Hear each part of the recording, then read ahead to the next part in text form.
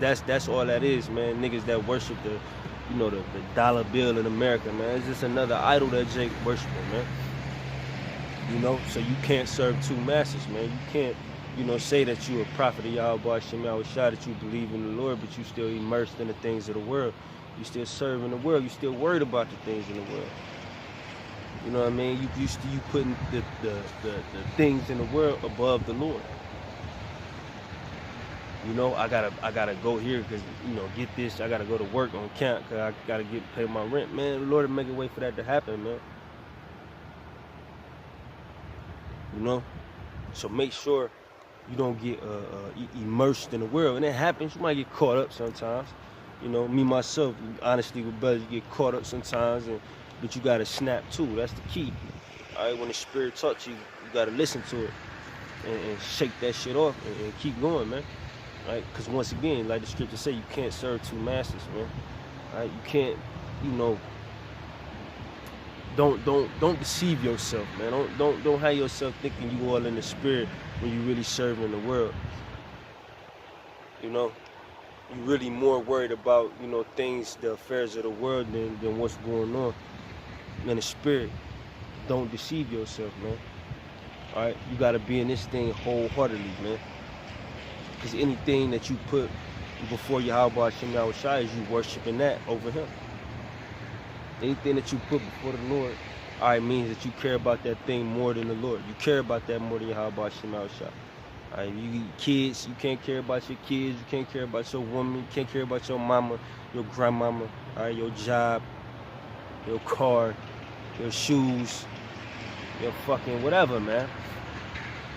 Shit that we've been accustomed to care about in this bullshit society. You gotta throw all that shit out the window. And none of that shit don't matter no more, man. All right, because you gotta serve the correct master, the true master, Yahweh, Ba'ashem Yahushua. I don't get caught serving, some bullshit, getting caught up all in the world. You know what I'm saying? I'm gonna read that one more time. It's Matthew 6, and I believe it was I lost my damn page. Matthew 6 and 24. No man can serve two masters, for either he will hate the one and love the other, or else he will hold the one and despise the other. You cannot serve Yahweh and Mammon. It says, therefore I say unto you, take no thought for your life. Because that's what people in the world do. Said take no thought of your life. Niggas always wondering about what's gonna happen next. Am I gonna make it to this day? Is this gonna happen? Can I pay my light bill? Can I do this? All right, take no thought of your life, man. All right, because myself, and I'm sure brothers have many of testimonies. Man, most I just take care of your ass, man. Just do some shit that leave you kind of dumbfounded, man. Make you feel like, damn, why was I worrying about that shit anyway? The Most High is in control of everything, man. All right. Because even for those who take thought of their life, you still ain't making no decisions anyway, nigga. Excuse my language, but you ain't making no decisions anyway. You're not making nothing happen anyway. The Most High is doing everything. All right, so take no thought of your life. All right, just walk the walk, man. Walk this spiritual walk, man. The Most High is going to take care of you, Lord willing. All right, so take no thought of your life, man, because that's another way, people get immersed in the world. Worry. That's another thing of the flesh. The flesh warring against the spirit. All right, worrying. Because that's when people start taking thought of their life, when they worry, when they under pressure. All right, we ain't under pressure, man. All right, we ain't under the pressure of this society. We shunned it off, man. That you got to get out of that. I'm under pressure spirit. This is happening to me. What am I gonna do? That shit don't matter, man. Because that's gonna be the same fight, with the chip, man. You're gonna be under pressure. You ain't gonna be able to eat, you ain't gonna be able to do shit. But you gotta believe that Yahweh Shem Yahushua is gonna feed you, and he's gonna make a way for you and ultimately save you. Alright, so that's why we're learning these things now, while things, this hell hasn't broke loose yet. We're learning these things now, how to take no thought of our life, how to just walk spiritually, walk with what they call blind faith, man. All right, like that movie, The Book of Eli. That's one of my favorite movies, man. Because that was like, the metaphor that I caught out of that movie, walking blindly with faith, man. You know, he couldn't see in front of him. He didn't know what was going on, but he knew he believed in the scriptures, and he knew, you know, what the Most High told him to do will ultimately, you know, be good for him. So that's what we supposed to do: walk blindly, all right, in this faith, man, and just believe in the Lord, man. All right, but it says, what ye shall eat or what ye shall drink, nor yet for your body what ye shall put on. Is not the life more than meat, and the body more than raiment? All right, it says, behold, the fowls of the air, for they sow not, neither do they reap, nor gather into barns, yet your heavenly Father feedeth them. Are ye not much better than they? All right, so what is it saying is like the fowls of the air, the birds, man. All right, they just and you know, and I see this a lot, you know, downtown, man. You know, somebody might, you know, drop a chip and a swarm of birds come. They ain't do nothing but came up on something, man. That's how the Most High feed them. So that's how you know, when you walk in belief, okay, and in faith, that's how he feeds you, man. All right, they don't reap, they don't sow. You know, it's not like birds, you know, plant anything or you know, cook nothing. You know, not to be funny and shit, but what I'm saying is they solely rely on Yahweh Shem Yahushua to feed them and to take care of them and to make sure that they have things. That's why that metaphor was used. So that's what we ought to do, man. Just completely rely on Yahweh Shem Yahushua. Just know, all right, that the Lord is going to take care of us no matter what. Just like a bird, man. Birds always eat. You might walk and drop it down.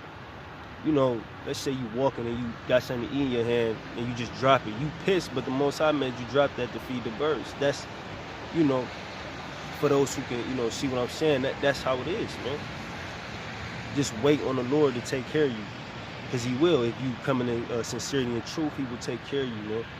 You know, he will feed you, he will clothe you, he will, you know, give you housing, you know what I mean, give you things, man. If you serving him, it's a fair exchange, though. You got to serve the Lord to receive these things. And that's what we trying to do to the best of our ability, man. Serve Yahweh Shem Yahushua. All right, in return, you know, in those days, we gonna be pilgrims on the earth, Lord willing. We're gonna get caught up. You know, whatever the Lord wanna do, we gonna do. But you know, if you're a pilgrim on the earth, you definitely gotta walk with that mindset of like the fowls of the air. You just gotta know, you know, the Lord is gonna feed me soon, or you know, I'll find. You say you walking in the cold, I'll find somewhere to get warm soon. Like, just having faith, that blind faith, you know.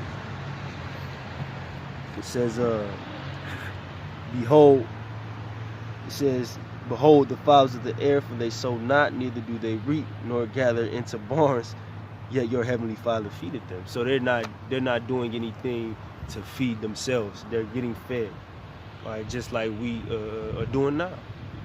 You know, you may think you, let's say you got a job, you may think you making money by your own means, but the Lord put you there.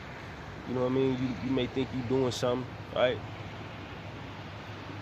Jake, you know, may think you making it, like Jake said, making it happen. You ain't making shit happen. The Most High is doing everything, all right? So when you in a situation where you feel like you can't make anything happen, or things aren't happening, you just gotta wait. You just gotta have that faith, man, that the Most High is going to, you know, save me out of anything, man. All right, that's true faith. All right, no matter what you're faced with, you know, Lord willing, the Lord put His Spirit on myself and brothers in that day to walk with that faith, that extreme faith. You know what I'm saying? Fiery faith, man. All right, that nothing can touch us. Nobody gonna do anything. We gonna get delivered. All right, the same faith that the birds have that they gonna eat. You know what I'm saying? It's the same faith, all right, that we have, that we gonna receive salvation, Lord willing. You know. Shit. It's lucky. But I'm gonna have to Corinthians.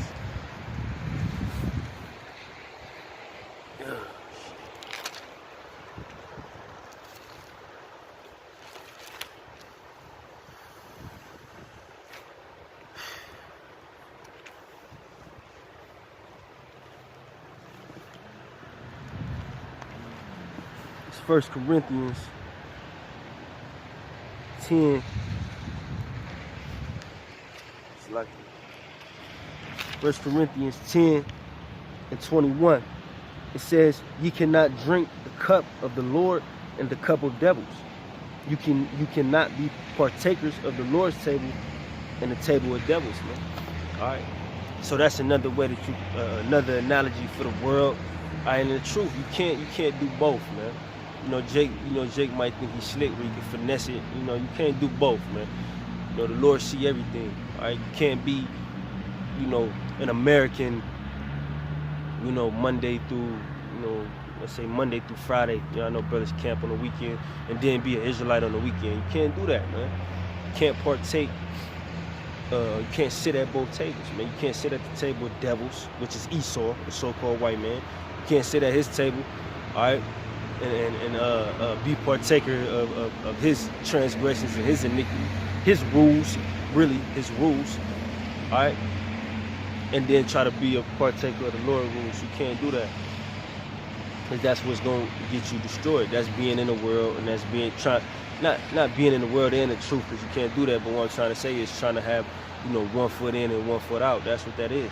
Trying to be a partaker, of the devil's table and the Lord's table, man. You can't. It's not gonna work out for you, man, because eventually you're gonna get outed and be out of here, man.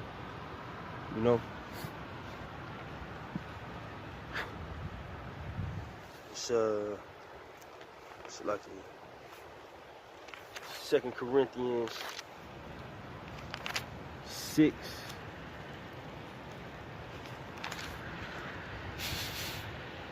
2 Corinthians 6 and 14. Be ye not unequally yoked together with unbelievers. For what fellowship have righteousness with unrighteousness? And what communion have light with darkness? That's the world and the truth right there, man. So if you trying to have 1 foot in and 1 foot out, you being partakers with, you calling yourself righteous, but you being aligned with unrighteousness. You saying that you got the light on you, but you being aligned with darkness, man. That's being unequally yoked, man. You gotta really stand firm in this thing, man. Be the outcast that the world is gonna, point at you as, as you walk your walk in this truth, man. Don't try to be cool with niggas in the world, and then shun them off when you in the camp. You know what I'm saying? Or you amongst brothers. Now you may have people you chop it up with. I'm not trying to be over righteous. But don't be let's go to the bar. Let's go to the damn basketball game. Don't be out in the world with them niggas, man. Because that's being unequally yoked, man. All right. You out here with the non-believers, you know what I'm saying? You hanging with the non-believers. You have a true, if you have a level of camaraderie, or you have a real good rapport with unbelievers.